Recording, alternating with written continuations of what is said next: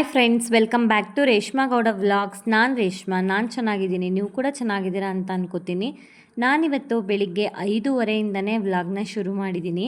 ನಾನಿವತ್ತು ಜಿನ್ನಾಗರದಲ್ಲಿರುವಂತಹ ದೊಡ್ಡಮ್ಮ ತಾಯಿ ದೇವಸ್ಥಾನಕ್ಕೆ ಬಂದಿದ್ದೀನಿ. ಅಲ್ಲಿ ಕೊಂಡಾಬಂಡಿ ಉತ್ಸವ ಇತ್ತು.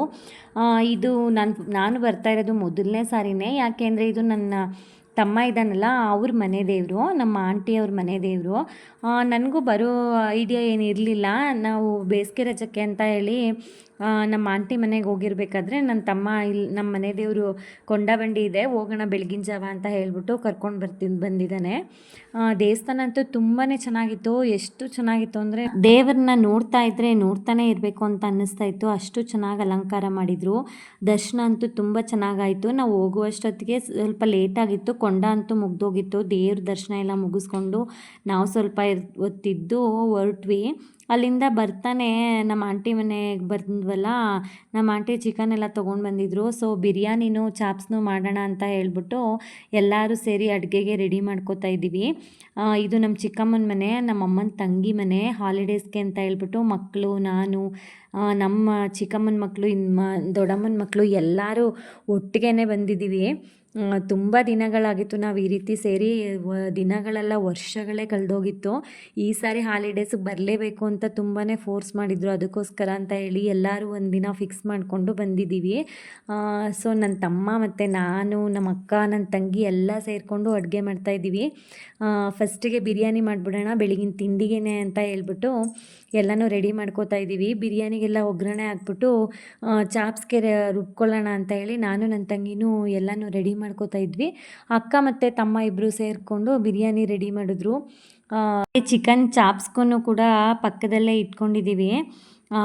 ರೆಡಿ ಆಗ್ತಿದೆ. ಅದು ಕೂಡ ಎಲ್ಲ ಚಿಕನ್ ಹಾಕ್ಕೊಂಡು ಸ್ವಲ್ಪ ಫ್ರೈ ಮಾಡಿಬಿಟ್ಟು ಮಸಾಲೆ ಹಾಕ್ಬಿಟ್ಟು ರೆಡಿ ಮಾಡ್ಕೋತಾ ಇದ್ದೀವಿ. ಟೇಸ್ಟ್ ಅಂತೂ ತುಂಬಾ ಚೆನ್ನಾಗಾಗಿತ್ತು. ಎಲ್ಲರೂ ಸೇರಿ ಮಾಡಿದ್ವಲ್ಲ, ಟೇಸ್ಟ್ ಚೆನ್ನಾಗಾಗಿತ್ತು. ನಾವೆಲ್ಲರೂ ಸೇರಿ ಅಡುಗೆ ಮಾಡ್ತಿರೋದು ನೋಡ್ಬಿಟ್ಟು ನನ್ನ ತಮ್ಮ ಕೂಡ ಅಲ್ಲೇ ಕೂತ್ಕೊಂಡು ನಮಗೆ ಹೆಲ್ಪ್ ಮಾಡಿಕೊಟ್ಟ. ಈ ರೀತಿ ಒಂದು ಮೂಮೆಂಟ್ಸ್ಗಳು ಬಂದಾಗ ಎಷ್ಟು ಚೆನ್ನಾಗಿರುತ್ತೆ ಅಲ್ವಾ. ಹಾಲಿಡೇಸ್ ಅಂದಾಗ ಈ ರೀತಿ ಕೂಡ ಇರಬೇಕು ಅಂತ ಅನಿಸುತ್ತೆ. ಸೊ ತುಂಬ ವರ್ಷಗಳಿಂದ ಈ ರೀತಿ ಸೇರೋಕ್ಕಾಗಿರಲಿಲ್ಲ. ಯಾವುದೋ ಫಂಕ್ಷನ್ಸ್ಗಳಲ್ಲಿ ಸೇರೋವೋ, ನಮ್ಮ ಕೆಲಸಗಳಲ್ಲಿ ಮತ್ತೆ ಬ್ಯುಸಿ ಆಗಿಬಿಡ್ತಿದ್ವಿ, ವಾಪಸ್ ಹೊಟ್ಟೋಗ್ತಿದ್ವಿ. 1-2 ದಿನ ಫ್ರೀ ಮಾಡಿಕೊಂಡು ಎಲ್ಲರೂ ಒಂದು ಕಡೆ ಇರೋಣ ಅಂತ ಹೇಳಿ ಬಂದಿದ್ದಾಯಿತು. ಅಡುಗೆ ಎಲ್ಲ ರೆಡಿ ಆದಮೇಲೆ ಮಕ್ಕಳು, ನಾವು ಎಲ್ಲ ಕೂತ್ಕೊಂಡು ಊಟ ಮಾಡ್ತಾಯಿದ್ದೀವಿ. ಫಸ್ಟು ಮಕ್ಳುಗಳಿಗೆ ತಿನ್ನಿಸ್ಬಿಡೋಣ, ಆಮೇಲೆ ನಾವು ದೊಡ್ಡವ್ರು ಕೂತ್ಕೊಳ್ಳೋಣ ಅಂತ ಚಿಕ್ಕ ಮಕ್ಳಿಗೆಲ್ಲ ತಿನ್ನಿಸ್ಕೊತಾ ಇದ್ದೀವಿ. ಅವರೆಲ್ಲ ನಮ್ಮ ಅಕ್ಕನ ಮಕ್ಕಳು, ತಂಗಿ ಮಕ್ಕಳು ಎಲ್ಲರೂ ಬಂದಿದ್ರಲ್ಲ, ಸೊ ಎಲ್ಲ ಜೊತೇಲಿ ಕೂತ್ಕೊಂಡು ಊಟ ಮಾಡಿದ್ವಿ. ಅವ್ರದ್ದೆಲ್ಲ ಆದಮೇಲೆ ನಾವು ದೊಡ್ಡವರೆಲ್ಲ ತಿನ್ಕೊಳ್ಳೋಣ ಅಂತ ಹೇಳಿ ಊಟ ಮುಗಿಸ್ಕೋತಾ ಇದ್ದೀವಿ. ಟೇಸ್ಟ್ ಅಂತೂ ತುಂಬ ಚೆನ್ನಾಗಾಗಿತ್ತು. ಸೊ ಎಲ್ಲರೂ ಖುಷಿಯಿಂದ ಇಷ್ಟಪಟ್ಟು ಊಟ ಮಾಡಿದ್ರು. ಅದಾದಮೇಲೆ ಮಧ್ಯಾಹ್ನಕ್ಕೂ ಕೂಡ ಸಾಂಬಾರೆಲ್ಲ ರೆಡಿ ಮಾಡಿಟ್ಬಿಟ್ಟು, ಇಷ್ಟು ಜನ ಎಲ್ಲ ಸೇರಿದ್ದೀವಿ ಅಂದಮೇಲೆ ಎಷ್ಟು ಪಾತ್ರೆಗಳಾಗಿರುತ್ತೆ ಅಂತ ಲೆಕ್ಕ ಮಾಡಿ. ಪಾಪ ನಮ್ಮ ಆಂಟಿನೇ ಬೆಳ್ಕೊತೀವಿ ಅಂತ ಹೇಳಿದ್ರು. ಆದರೆ ನಾವು ಹೆಲ್ಪ್ ಮಾಡೋಣ, ಅವರೊಬ್ಬರಿಗೆ ರಿಸ್ಕ್ ಆಗಿಬಿಡುತ್ತೆ ಅಂತ ನಮ್ಮ ಅಕ್ಕಂದಿರು ಮತ್ತು ನನ್ನ ತಂಗಿ ಇಬ್ಬರು ಸೇರಿ ಪಾತ್ರೆನ ಬೆಳಿಕೊಡ್ತಿದ್ದಾರೆ. ನಾನು ತೊಳ್ಕೊತಾ ಇದ್ದೀನಿ. ಇದಾದಮೇಲೆ ಮಕ್ಕಳು ನೋಡಿ ಸೈಡಲ್ಲಿ ಅವ್ರ ಪಾಡ್ಗೆ ಅವ್ರು ಆಟ ಆಡ್ಕೋತಿದ್ದಾರೆ.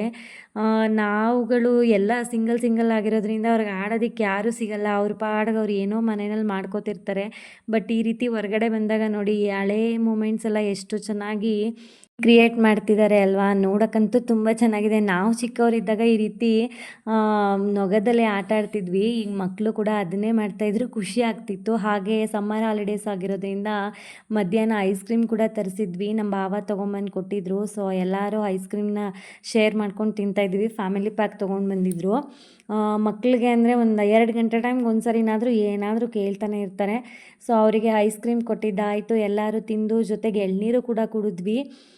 ಸ್ವಲ್ಪ ಹೊತ್ತೆಲ್ಲ ಕೂತ್ಕೊಂಡು ಟೈಮ್ ಸ್ಪೆಂಡ್ ಮಾಡಿದ್ದಾಯಿತು. ಇನ್ನು ಸಾಯಂಕಾಲ ಆಯ್ತಾನೆ ಇನ್ನೂ ತಿಂಡಿ ಬೇಕು ಅಂತ ಅಂದರು. ಸೊ ಕಡಲೆಪುರಿ ಇತ್ತು ಅಂತ ಹೇಳಿಬಿಟ್ಟು ಚುರುಮುರಿ ಕೂಡ ಮಾಡಿದ್ಲು, ನನ್ನ ತಂಗಿನೇ ಮಾಡಿದ್ಲು. ನಾವು ಸ್ವಲ್ಪ ಕೂತ್ಕೊಂಡು ಹಂಗೇ ರೆಸ್ಟ್ ಮಾಡ್ತಾಯಿದ್ವಿ. ಅವಳೇ ಎಲ್ಲನೂ ರೆಡಿ ಮಾಡಿ ಆಮೇಲೆ ಕರೆದ್ಲು, ಅಕ್ಕ ಹಾಕೊಡು ಅಂತ ಅಂದ್ಬಿಟ್ಟು ಎಲ್ಲರಿಗೂ ಮಕ್ಳಿಗೆಲ್ಲ ಕೊಟ್ಟು ನಾವು ತಿಂದಿದ್ದಾಯಿತು. ಅದು ಕೂಡ ಟೇಸ್ಟ್ ಚೆನ್ನಾಗಾಗಿತ್ತು.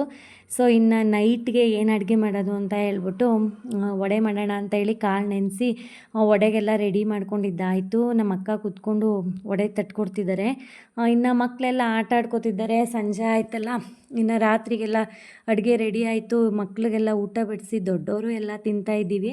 ಒಬ್ಬರು ವಡೆ ಹಾಕ್ಕೊಟ್ರೆ ನಾವು ಅಡುಗೆ ಆಗಿರೋದನ್ನೆಲ್ಲ ಊಟ ಬಡಿಸ್ಕೊಡ್ತಾಯಿದ್ವಿ. ಸೊ ಎಲ್ಲರೂ ಊಟ ಮುಗಿಸಿ ಇನ್ನು ರಾತ್ರಿ ಅಂತೂ ನಿದ್ದೆ ಬರಲ್ಲ ಬಿಡಿ. ಎಲ್ಲರೂ ಒಟ್ಟಿಗೆ ಸೇರಿದ ಮೇಲೆ ತುಂಬ ಹೊತ್ತು ಮಾತಾಡ್ತಾನೆ ಕಾಲ ಕಳಿಬೇಕು. 12ರಿಂದ 1 ಗಂಟೆ ಆಯಿತು. ಹಳೇದನ್ನೆಲ್ಲ ನೆನೆಸ್ಕೊಂಡು ಮಾತಾಡ್ತಾ ಎಷ್ಟು ದಿನಗಳಾಯಿತು ಅಂತ ಅಂದ್ಕೊಂಡು ರಾತ್ರಿ ಎಲ್ಲ ಅರ್ಧ ನಿದ್ದೆನೂ ಮಾಡಲಿಲ್ಲ, ಏನೂ ಇಲ್ಲ, ಮಾತಾಡಿಕೊಂಡೇ ಕಾಲ ಕಳೆದ್ವಿ. ಇನ್ನು ಇವರೆಲ್ಲರೂ ನಮ್ಮ ಅಕ್ಕನ ಮಕ್ಕಳು ಆಟ ಆಡ್ಕೋತಿದ್ದಾರೆ ನೋಡಿ. ಮತ್ತು ನನ್ನ ತಂಗಿ ಮತ್ತು ತಮ್ಮ ಎಲ್ಲರೂ ನಮ್ಮ ಆಂಟಿ ಮಕ್ಕಳು, ದೊಡ್ಡಮ್ಮನ ಮಕ್ಕಳು ಎಲ್ಲ ಸೇರಿದ್ವಿ. ಊಟ ಎಲ್ಲ ಮುಗಿಸ್ಕೊಂಡು ಆಚೆ ಬಂದರೆ ಹಸು ಕರು ಆಗ್ತಾಯಿತ್ತು. ಅದನ್ನು ಕೂಡ ನೋಡಿದ್ದಾಯಿತು. ಅಂದರೆ ನಾವೆಲ್ಲ ಗಲಾಟೆಗೆ ಅದು ತುಂಬ ಹೊತ್ತು ಕರು ಹಾಕಲೇ ಇಲ್ಲ. ಸ್ವಲ್ಪ ನಿಶಬ್ದ ಮಾಡಿಕೊಂಡು ಒಳಗಡೆ ಹೋದ್ಮೇಲೆ ಕರು ಹಾಕ್ತು, ಹೆಣ್ಣು ಕರು ಹಾಕ್ತು. ತುಂಬಾ ಚೆನ್ನಾಗಿತ್ತು ಕರುನೂ. ನನ್ನ ತಮ್ಮನೇ ಅದನ್ನೆಲ್ಲ ನೀಟಾಗಿ ಕ್ಲೀನ್ ಮಾಡಿ ಹಸು ಹತ್ರ ಕೊಟ್ಟು ಅವ್ನ ಕೆಲಸ ಎಲ್ಲನೂ ಮಾಡ್ಕೋತಾ ಇದ್ದ. ಇದಾದಮೇಲೆ ಅದ್ರ ಹಾಲಿರುತ್ತಲ್ಲ ಅದನ್ನು ಎತ್ತಿಟ್ಕೊಂಡಿದ್ವಿ ಗಿಣ್ಣು ಮಾಡೋಣ ಅಂತ ಹೇಳ್ಬಿಟ್ಟು. ತುಂಬ ಪ್ರೋಟೀನ್ಸ್ ಇರುತ್ತೆ ಅಂದ್ಬಿಟ್ಟು ಹಾಲನ್ನ ವೇಸ್ಟ್ ಮಾಡೋದಿಲ್ಲ.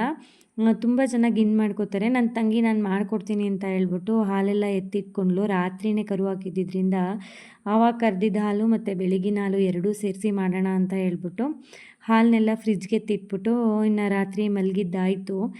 ಬೆಳಿಗ್ಗೆ ಎದ್ದರೆ ತಿಂಡಿಗೆ ಇಡ್ಲಿ ಮಾಡ್ಕೊಂಡಿದ್ವಿ.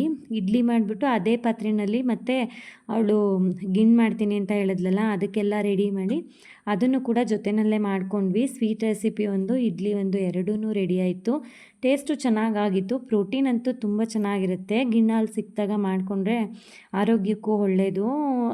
ಅಂದರೆ ನಮ್ಮ ಆಂಟಿ ಮನೆಯಲ್ಲಿ ಸೌದೆ ಒಲೆ ಇತ್ತು. ಸೊ ಒಲೆ ಮೇಲೆ ಮಾಡ್ಕೊಂಬಿಡೋಣ ಅಂದ್ಬಿಟ್ಟು ಅವರು ಗ್ಯಾಸ್ ಇಟ್ಕೊಳ್ಳೋಣ ಅಂತಂದರು.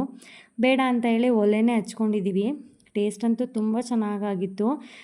ಈ ಮೂಮೆಂಟ್ಸ್ ಎಲ್ಲನೂ ಕಳೆದಿದ್ದು ಎಷ್ಟು ಖುಷಿಯಾಯಿತು ಅಂದರೆ ಎಷ್ಟೋ ವರ್ಷಗಳಾದಮೇಲೆ ತುಂಬಾ ಖುಷಿಯಾಯಿತು. ನಮ್ಮ ಬ್ಯುಸಿ ಲೈಫಿಂದ ದೂರ ಆಗಿ ಈ ರೀತಿ ಒಂದು 2 ದಿನ ಕಾಲ ಕಳೆದಿದ್ದಂತೂ ಮೈಂಡ್ಗೆ ರಿಫ್ರೆಶ್ಮೆಂಟ್ ಆಯಿತು. ಇವತ್ತಿನ ವ್ಲಾಗ್ ಇದಾಗಿತ್ತು. ಇಷ್ಟ ಆದರೆ ಲೈಕ್ ಮಾಡಿ, ಶೇರ್ ಮಾಡಿ, ಸಬ್ಸ್ಕ್ರೈಬ್ ಮಾಡೋದನ್ನು ಮರಿಬೇಡಿ. Thank you all.